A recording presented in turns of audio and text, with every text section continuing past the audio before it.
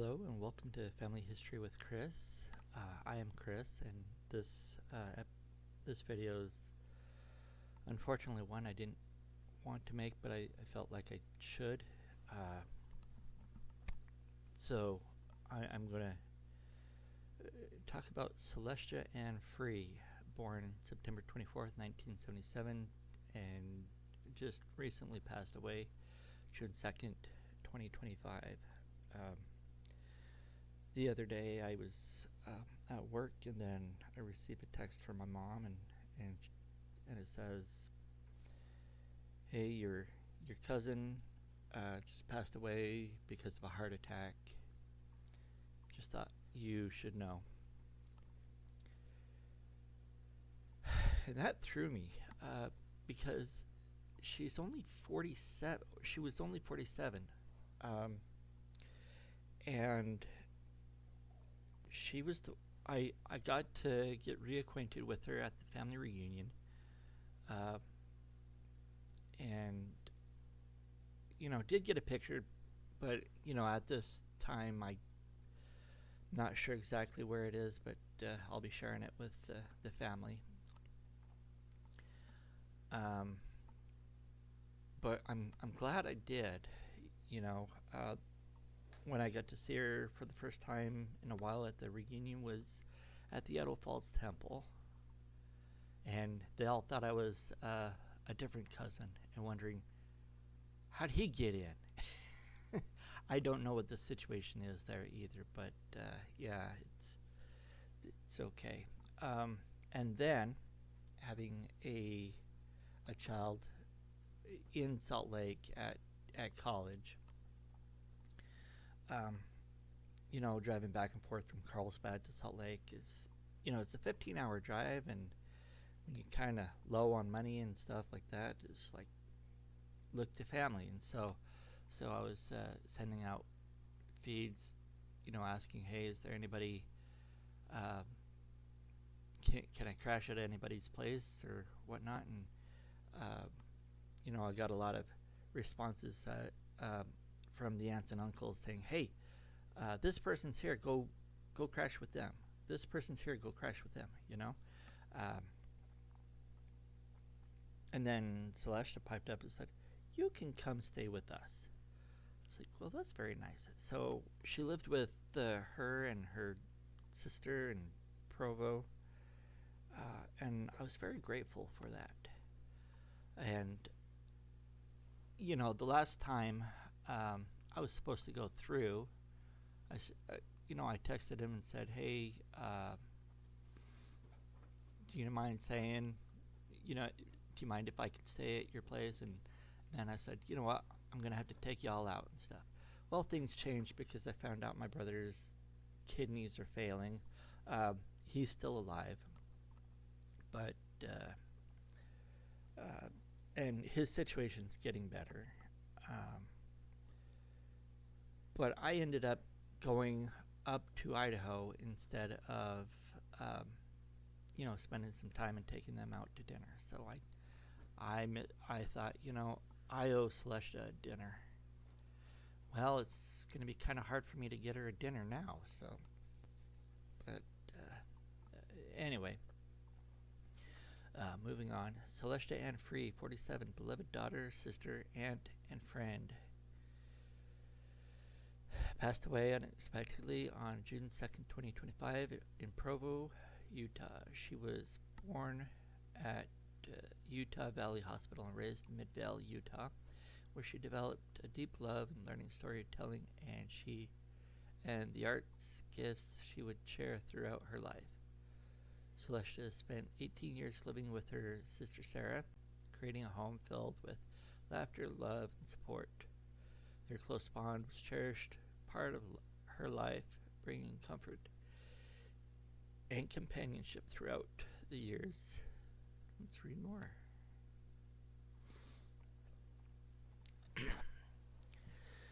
Celestia earned a bachelor's degree in theater arts education from Brigham Young University, a fitting reflection of her love for culture, education, and people. She had a passion for drama and the arts, which she brought to to life as a theater teacher in Texas. Later, she continued her connection to theater while teaching at Mountainville Academy, where she also served as a drama coach and directed several school plays. Most recently, she continued to bless others in her role as an administrative assistant at Utah Valley in Woodbury School of Business. Her creativity, organization, and kindness made her a valued colleague and mentor to students and faculty alike. As a faithful member of the Church of Jesus Christ of Latter-day Saints, Celestia lived a life of quiet discipleship. She served in many callings, including leader, primary teacher, young women's president at the Utah State Hospital. She also served a full-time mission in Dallas, Texas, where she touched countless lives with her testimony, compassion, and cheerful heart. Celestia will be remembered for her warmth and light she brought to everyone around her. She never had a bad word to say about anyone and had a rare gift of making people feel seen, heard, and important. Her radiant smile and outgoing nature drew people in, and she never missed the opportunity to strike up a conversation, whether with a lifelong friend or a perfect stranger. Celestia remained cheerful and gracious throughout the various challenges of her life. Her laughter and wisdom were gifts to everyone who knew her, and her life was one of generosity, optimism, and faith, a legacy that will live on through all those she loved. She enjoyed planning adventures and traveling, especially the memorable trip she took to the East Coast to experience Broadway productions in New York. Additionally, she has orchestrated many trips to Disneyland with her family members, where she would share all the tips to make sure it was enjoyed by all who attended. She was always looking forward to her next adventure, whether it was a future trip to Paris or a next family reunion at Disneyland planned for June. Her favorite thing was reflected for playful, imaginative spirit Disneyland, Cinderella, Legos, and movies such as Harry Potter, The Muppets, and Star Wars. She loved making memory books of her trips and adventures and found joy in crafting of all kinds. Celestia had a storyteller's heart and a gift for captivating audiences with humor drawn from her own life experiences. Celestia had a special place in her heart for children and her family. She would faithfully send out birthday and Christmas cards. In fact, many people would comment that hers were the first to arrive. Now, I remember after, okay, let me stop here. After the reunion and stuff, she sent me a card. And I thought that was nice. It was like, well, it was unexpected. I didn't, expect that, but I have that still. At one point, she decided to take a formal calligraphy class to improve the beauty and elegance of personal handwritten notes on each card. At one time, she had memorized the names of her 132 cousins on both sides. Okay, I know there's 64 on our side. She was one of 64. She wasn't the first, but she was one of the older ones. An incredible treatment to her devotion and love. Celestia is preceded in death by her grandparents, Ben and Mona Frei, and her grandfather, Kay Lambert. She is survived by her great-grandmother, Luann Lambert, her parents, Ben and Aurelia Frei, and her siblings David and Sharon, Sarah, Lance,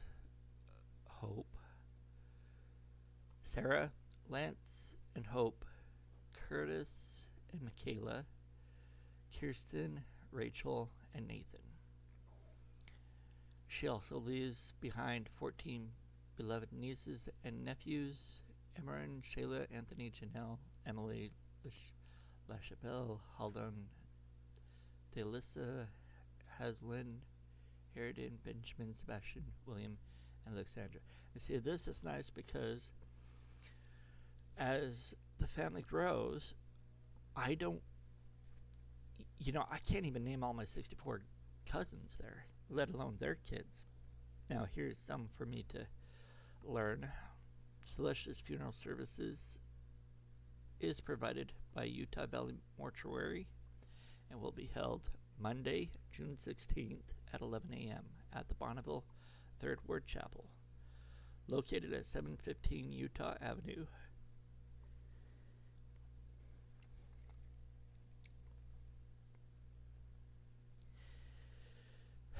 A viewing will be held prior to the service from 9 to 10:30 at the same location.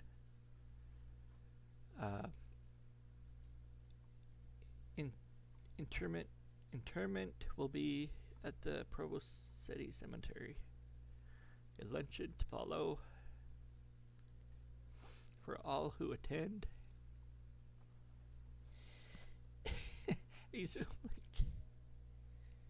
Wow, if I could, I'll try to get on that Zoom link. Will be made available to join the service remotely. Video will be made available after the funeral for download.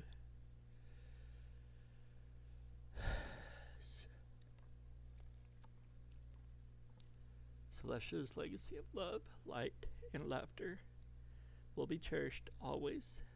She will be deeply missed and forever remembered. More than anything, families would love to hear the stories, memories, and see photos of Celestia. Please share memories here on her memorial website. These will be gathered into a keepsake book to remember the joy, kindness, light she brought into so many lives.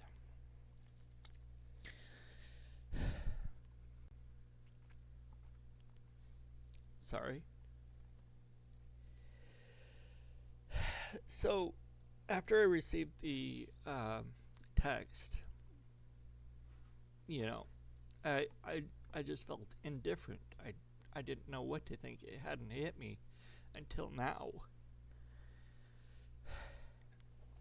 But my thought is she was needed on the other side. And she will be met by her grandparents and others. And I know she probably already has a job over there. That's the one thing I believe is, the work doesn't stop when you die. For her personality, I believe she was needed to help others on the other side, and she'll do a good job. And I'll leave that with you, and hope everyone is well, and we will catch you next time. Thanks. Bye.